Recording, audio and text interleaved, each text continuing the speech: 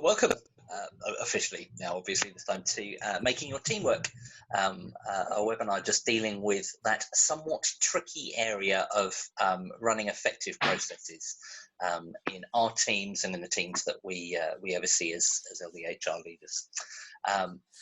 Certainly our own survey that we did on the Facebook group a few months ago showed that this idea of making processes really effective seems to be the one that most of our teams find the trickiest. And we're going to explore why that might be and what we can do about it. In terms of asking questions, you'll see at the bottom of your screen a menu should pop up, and there's a little section that says chat. If you have questions, we're going to hopefully have about 10 minutes at the end of the webinar just for questions that you may have. So please put them in the chat box anytime during the webinar, and we'll make sure we field those at the end, probably on a first come first serve basis. So I'm just saying you might want to get in there early. We are delighted to have two of our movement's top experts in BPMT with us. I will introduce you to John and Dirke in just a minute, but just to let you know what we're going to be doing, as I said, we'll probably have about 20 minutes. I'll be interviewing John and Dirke on some of the questions around effective processes and what we can do as leaders in that area. Then if there are specific team questions that you've got that are possibly a little bit too personal for this webinar, then the gentlemen have kindly made themselves available for you to follow through with them after the webinar, if that's helpful. So without further ado, let me introduce you to our experts for the morning. John has been on staff with Crusade for 44 years, 20 of those he spent in Africa and 2 in East Asia. He served as the LDHR Director in Southern Eastern Africa, and then as Director of International HR for the US for 3 years, before joining the Global LDHR team in 2004. He's a BPMT Master Facilitator for the last 9 years and has facilitated workshops, facilitated trainings and team diagnostics in Africa, the Middle East, Eastern Europe, Asia and US, which means, for the possible exception of the always wayward and out of things, Western Europe, he's got pretty much most of the world covered. He's been married to Cynthia for 6 years and has 2 sons and 6 grandchildren. Dirke, by comparison, is the new kid on the block, only having been on staff for 42 years, 30 of those in the US Campus Ministry, and the last 12 serving on the US and Oceania LDHR team. Currently serving as part of that leadership team alongside Mark Rutter, specifically overseeing BPMT in the US. He has a doctorate in church leadership from Bethel Theological Seminary, is married with 3 daughters, and what seems to become the prerequisite for experts, also has 6 grandchildren. So there you go, brief overview of our 2 experts for this morning. Let me just dig in by asking you the first question. Gentlemen, I think all of us have experienced this, but why is it that we struggle with processes in our teams? John, maybe. I think we don't always identify why being intentional about our processes work, and so we just do what comes naturally. We have a meeting, but we don't really think about how we should go about making that meeting the most effective and fruitful as possible. Okay. We make decisions and we don't think through what's the process for making decisions, etc. We don't think about our communication processes. So we haven't identified what processes we have, and we haven't actually thought through how we can make them as good as possible. That's really helpful. Dirke, any thoughts on that? Yeah, no, I think John hit on the main reason is I think oftentimes when we do these workshops and we get to the processes portion, you hear comments made, well, I don't know how, what type of I don't think we have any processes. is kind of the first initial comments that some make. And the reality is that every team has processes for everything they do. They just, like John said, they don't think about them. Yeah. And because our tendency, I think, in just doing life is that if I find a way of doing something, if it's working for me to some degree, I just keep doing it because I don't want to think, otherwise it's too much energy. So, that's why we can drive to a particular location. After a while, we forget actually, like, I don't even remember making that turn. I mean, because it's just so part of my thinking. So there is an element that's a positive thing, that reduces an aspect of thinking and energy and work that has to be given. The downside, of course, is that I can't ever improve it if I'm stuck in the same old. So, yeah. Yeah. No, I've often thought that we quite often we so value kind of like relationships. There's something that seems to jar with processes itself in terms of is it making it all too kind of like official and structured, and actually we want to be more relational than that. But yeah, no, I think you're right. Until you identify it, it's hard to move forward. So moving on from that, what are some of the issues or the problems that you see for teams when they struggle with this issue?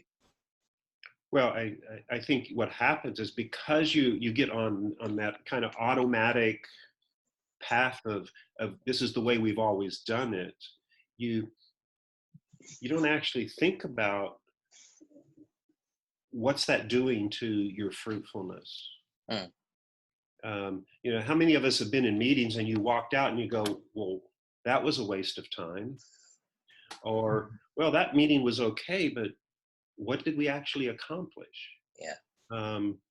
Or you get into a discussion and you talk and everyone participates, but then you leave it and you go, wait, what did we decide? Did we actually decide anything? And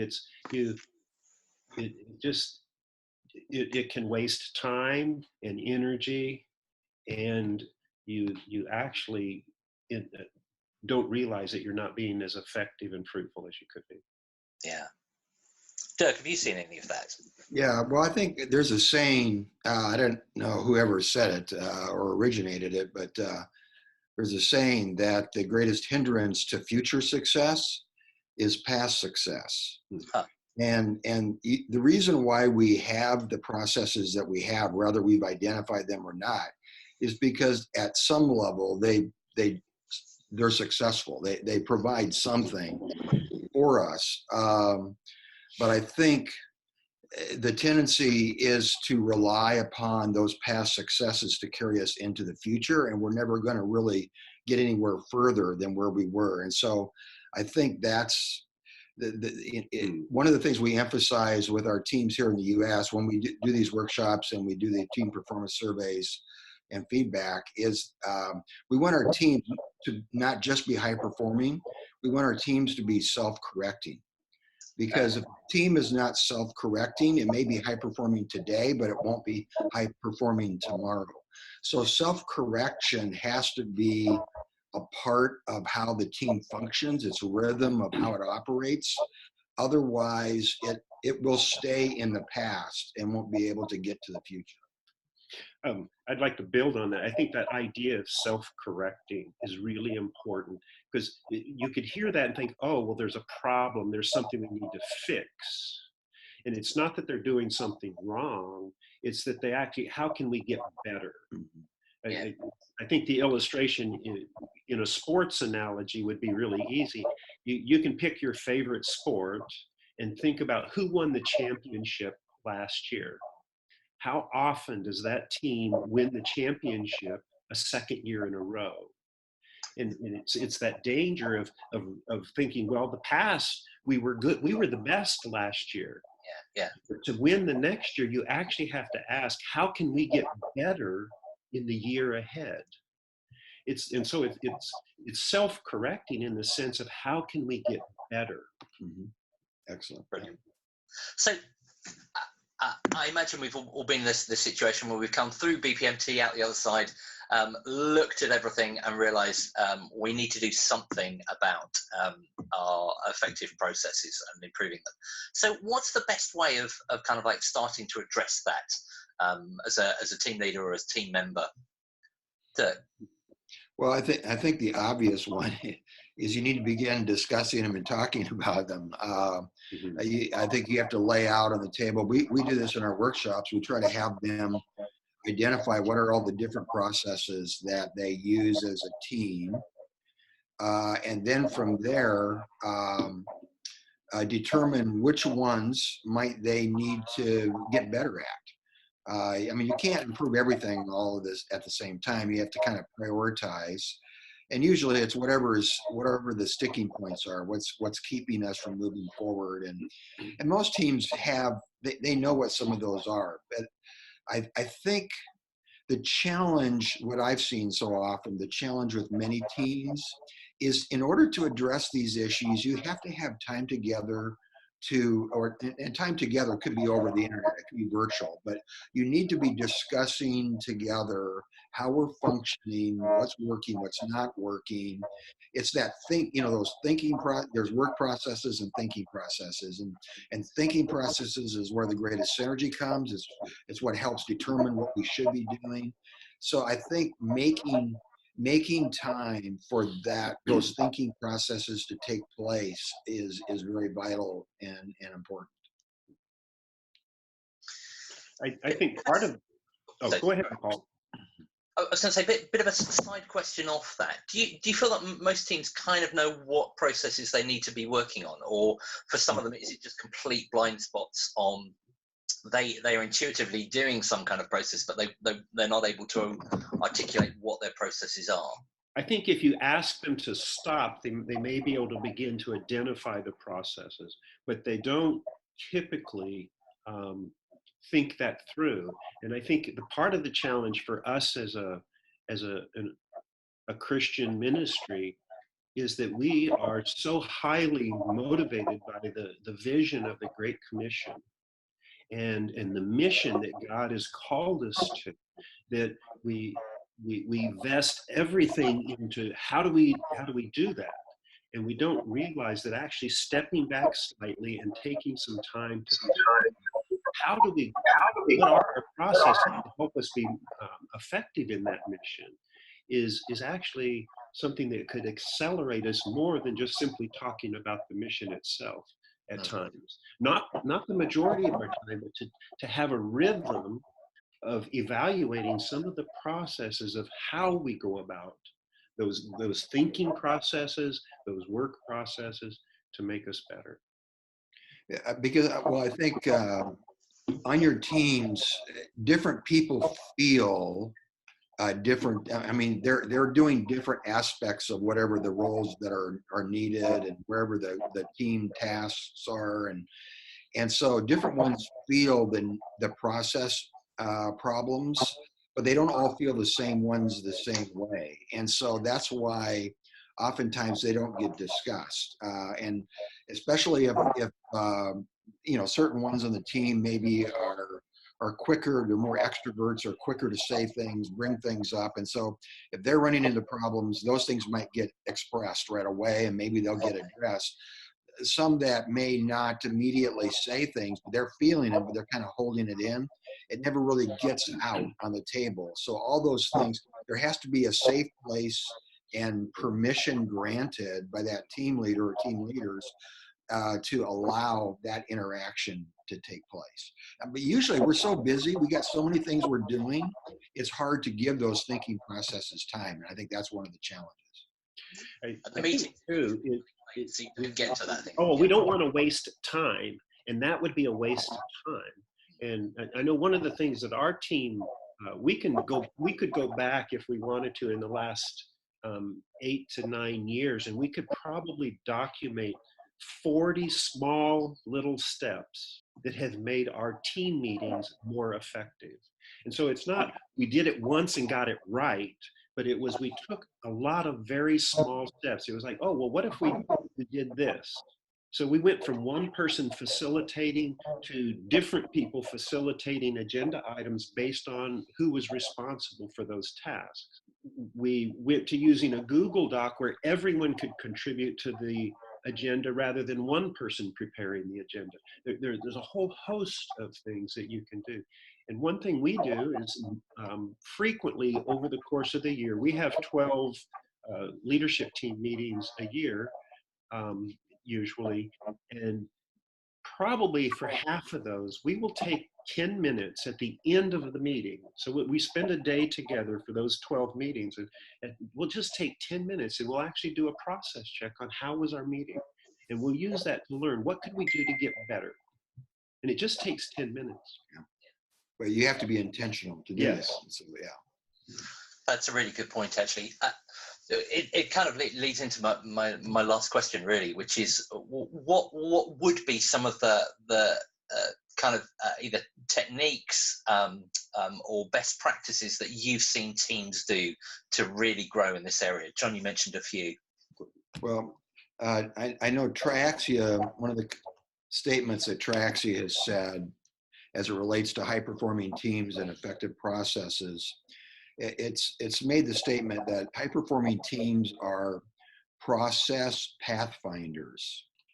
And so one of the things that determines a high-performing team is it's like, I think of it as a river, when water is going downhill, whatever it runs into, a little boulder, whatever, it moves over. That's why there's no river that you ever find that's like a straight river going anywhere. So, because it's always constantly running into issues and it has to maneuver and make its way, and it creates this meandering path that's going somewhere. And that's what every high performing team is exactly like that. So we all run into problems. What I've seen sometimes is teams let external problems, especially, waylay them. And so they just think, well, we can't solve that problem, or we can't do it. But there's ways we can have influence, which means we need to intentionally begin to think through, how can we address this issue? How can we find a process to get around it, or to maneuver through it? And so again, being intentional to think all those things through, I think, is significant. That's really helpful, and I love that meandering river illustration, because I think intuitively you kind of think it's just a straight line. You just do the things that have worked well, and everything will run sweetly for you. But that sense of perpetually problem solving on your processes as you go, that's really helpful. And I think that undergirds it. The idea of the river is it's going someplace. And that's really at the core of building powerful ministry teams, is that the reason that we work together on teams and choose to cooperate is because of the purpose that we hold in common. What is it? Why do we exist as a team? And so it's that common purpose that drives it. And ask, what is it that's holding us back from getting there? Well, let's work around that. Let's do that. Whatever the work is going to be, is there a better way to do it to get there? Yeah, I think John mentioned this a little bit earlier, but I think it's this concept of a rhythm of evaluation. So, like he said, at the end of their meetings they have, that's a tremendous principle to be using. But I think every team you have to create. You don't just naturally begin doing these things. So you have to create some intentional rhythm about when your team meets, that you're going to be talking about these things. So one way to think about it is, like, I know in terms of, the staff development cycle, we have, you kind of have your beginning year position focus that's set up. And then you have your mid-year review, and then you have your end of the year. What did we hit? What we didn't hit? And you may need to do something, some teams may find it helpful to do something like that for their team, beginning of the year, mid-year, end of the year. I don't know if there's a right way or a wrong way to do it, but a team just needs to set something intentionally to begin to evaluate itself. One of the things we're starting to do in the US is use these team performance surveys. Which has been, it's like 60 questions that relates to those 6 key characteristics of high performing teams.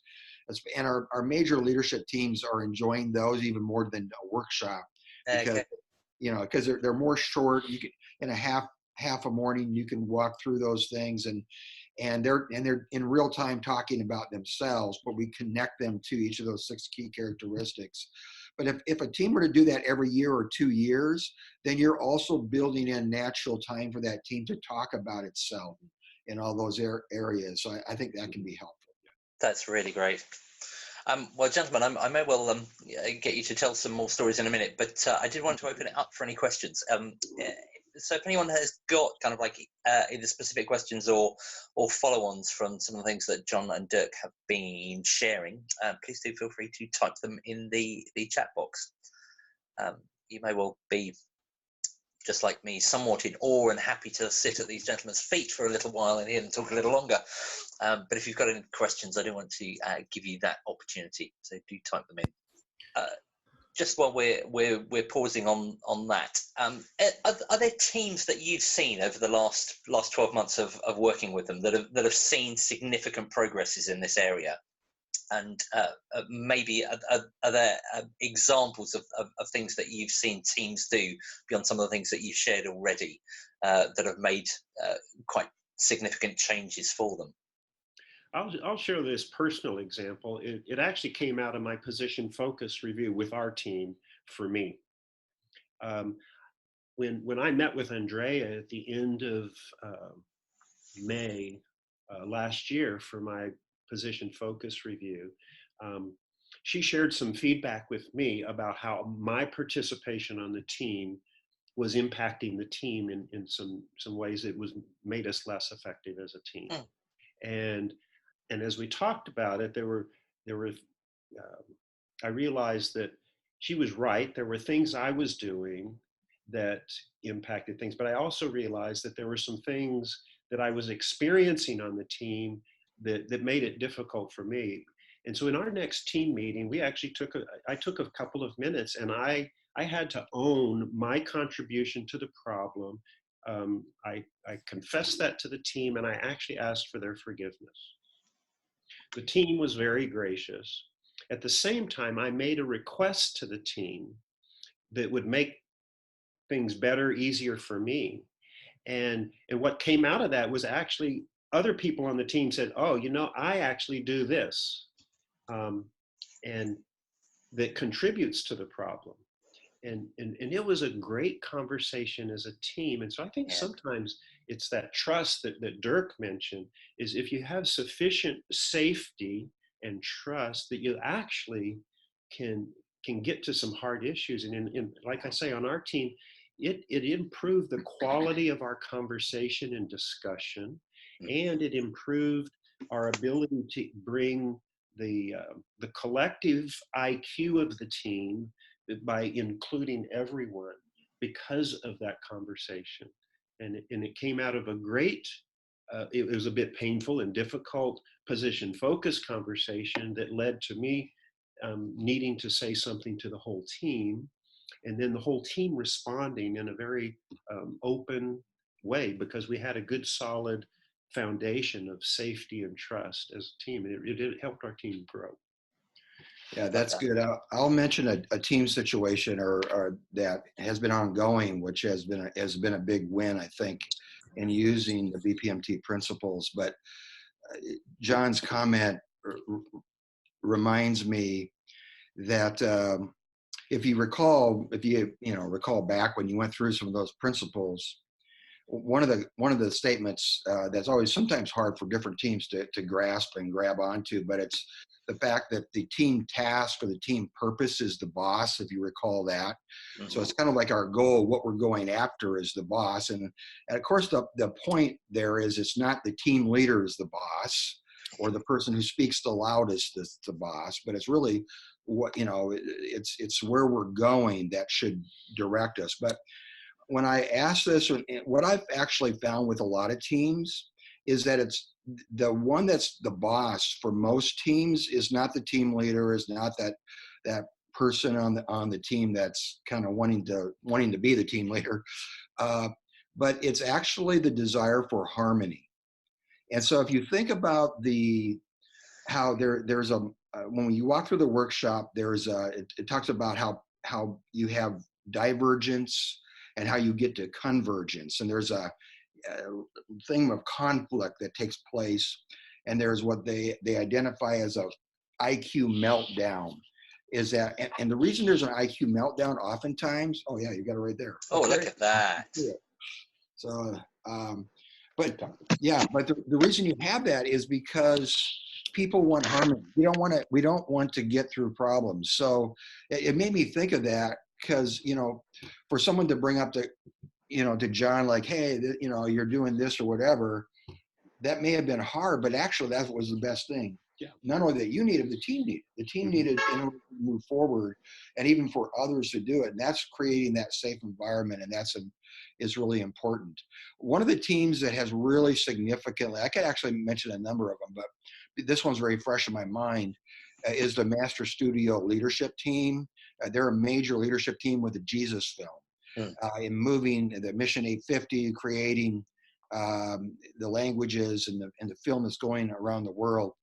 And back 3 years ago, they were in rather chaos in a variety of areas and difficulties. And we did BPMT, and I tell you what makes all the difference. If the team leader buys into it and goes after it, and they begin to apply the principles, that changes everything. Yeah. So if you treat it as just like, oh, this is content I have up my brain, it will be worthless. But if they begin to practice it, it changes everything, and they become a very high performing team. And we just did they have three. Almost everybody on the Master Studio Leadership Team, each individual has teams underneath them. So we just did a workshop this last week with 3 of those teams, and it was very productive. We added an additional element because all those 3 teams actually collaborate together. So we saved time, they spent several hours at the end to work together, putting the Keras chart together of how they're collaborating and working together. And so Kerry Hagan is the leader of the MSLT overall. He just contacted me afterwards. He said, Dirke, hey, it's been 2 years since we actually did this workshop. Let's do a team performance survey. So I've actually set up, and they're doing a team performance survey this next week. And they say, hey, we need to continue to improve and get better. And so, that's just one of the teams that we've seen, really, really positive results. That's really helpful. Really helpful. Well, I want to respect people's time, and it is 1/2 the hour. So if people do have further questions, and then there's a couple of things you can do, either on the LDHR Global Community Facebook page, please do post things there. And Dirk and John will look out for them, and we'll moderate them from there. But please do continue to use that community. The wisdom of the 250 or so people in that community is quite wide. So we'd love to continue to build that community up to be self-resourcing in that way. If it's a more personal issue to do with your team, then as I said, John and Dirk have made themselves available if you want to follow through with them personally. But let me just thank the Lord for our time. Lord Jesus, thank you for the joy, the honour, the privilege of serving you in the way that we do. And thank you, Lord, for putting us in teams to do that. Lord, we know that these are not always easy places to be, but thank you just for this morning, for the wisdom in helping us to move forward better as teams that we work in and the teams that we serve alongside as well. Well, thank you for the wisdom and experience of John and Dirk this morning. And Lord, we just pray for your blessing on them, for the things that they have ahead of them for the rest of the day and the week. Thank you, Lord. Amen. Amen. Thank you, Paul. Thank you for joining us, people. If you've got any thoughts on future webinars that you'd like to see happen, again, please do get in touch, and we'd love to host that if we can. Alrighty. Thank you very much. See you soon. Bye.